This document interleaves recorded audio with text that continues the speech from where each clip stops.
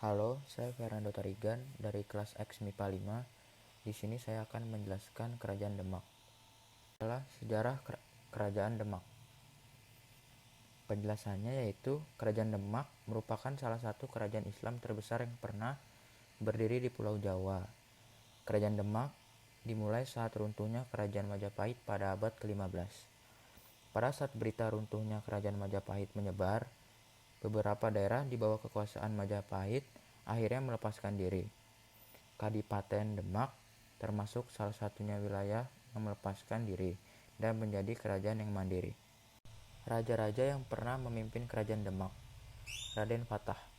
Pendiri Kerajaan Demak yaitu Raden Fatah yang merupakan putra terakhir dari Raja Majapahit yaitu Prabu Brawijaya. Kekuasaan Raden Fatah dimulai pada tahun 1500 hingga 1518. Raden Fatah menjadi raja pertama dan membuat kerajaan ini berkembang dengan begitu pesat. Hal ini merupakan wujud nyata dari dukungan Wali Songo yang menyebarkan ajaran Islam di tanah Jawa. Fatah wafat pada tahun 1518 dan pemerintahan kemudian dipimpin oleh Patiunus putranya. Raja yang kedua yaitu Patiunus. Setelah Raden Fatah wafat pada 1518, kekuasaannya akan Kerajaan Demak diturunkan pada putranya sendiri, yakni Patiunus. Patiunus sendiri dikenal sebagai panglima perang yang gagah dan berani, dan telah diutus sang ayah untuk membebaskan Malaka yang berada dalam cengkraman Portugis. Dan kedatangan Portugis sendiri merupakan ancaman bagi Kerajaan Demak. Patiunus memiliki masa kekuasaan selama 3 tahun, yakni 1518 hingga 1521.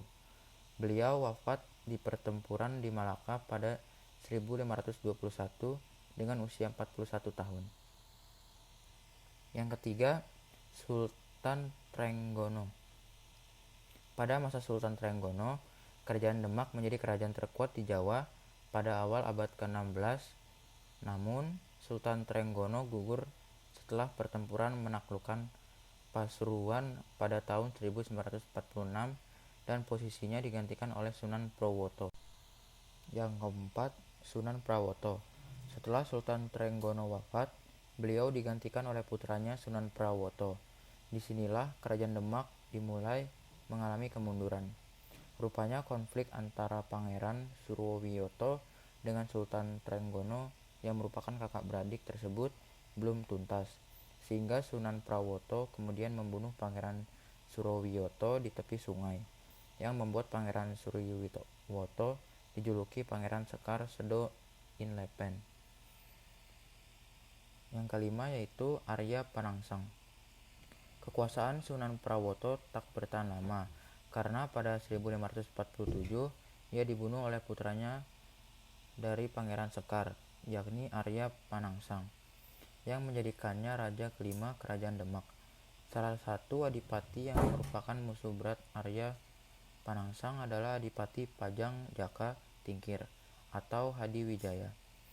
Tahun 1554 terjadilah pemberontakan yang dilakukan oleh Adipati Pajang Jaka Tingkir atau Hadiwijaya untuk merebut kekuasaan Demak dari Arya Panangsang. Arya Panangsang dibunuh oleh Sutawijaya yang merupakan anak angkat Jaka Tingkir. Dengan terbunuhnya Arya Panangsang sebagai Raja Demak kelima, maka berakhirlah era Kerajaan Demak. Masa kejayaan Kerajaan Demak. Demak mencapai puncak kejayaan pada masa pemerintahan Sultan Trenggono. Sultan Trenggono merupakan adik dari Adipati Unus. Ia memerintah dari tahun 1521 sampai dengan 1546.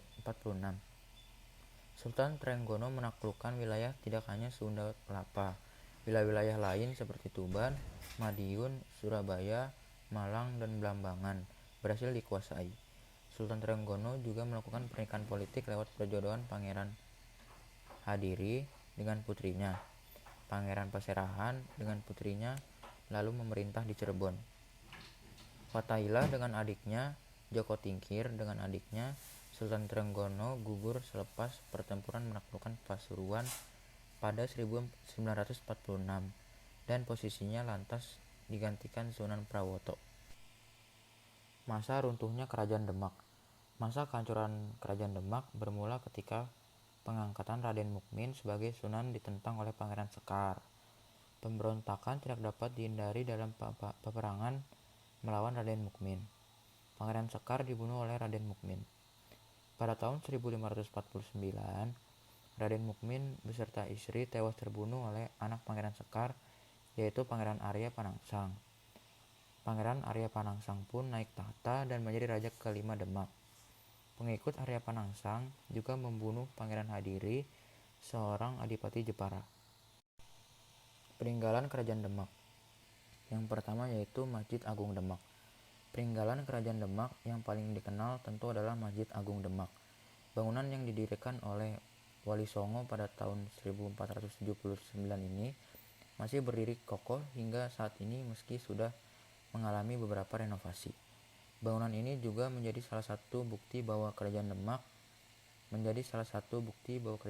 pada masa silam telah menjadi pusat pengajaran dan penyebaran Islam di Jawa.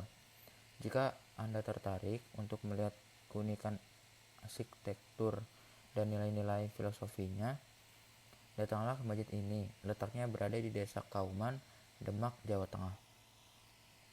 Yang kedua yaitu Pintu Bledek. Pintu Bledek bisa diartikan sebagai pintu petir.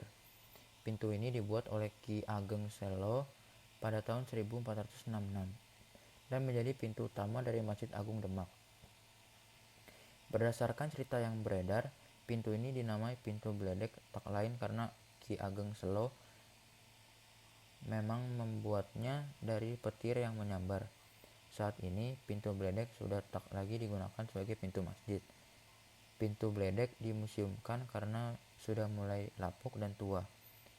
Ia menjadi koleksi peninggalan Kerajaan Demak dan kini disimpan di dalam Masjid Demak.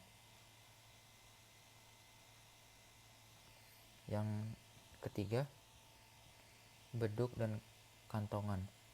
Beduk dan kantongan yang terdapat di Masjid Agung Demak juga merupakan peninggalan Kerajaan Demak yang bersejarah dan tak boleh dilupakan. Kedua alat ini digunakan pada masa silam sebagai alat untuk memanggil masyarakat sekitar masjid agar segera datang melaksanakan sholat 5 waktu. Setelah melaksanakan azan dikumandangkan.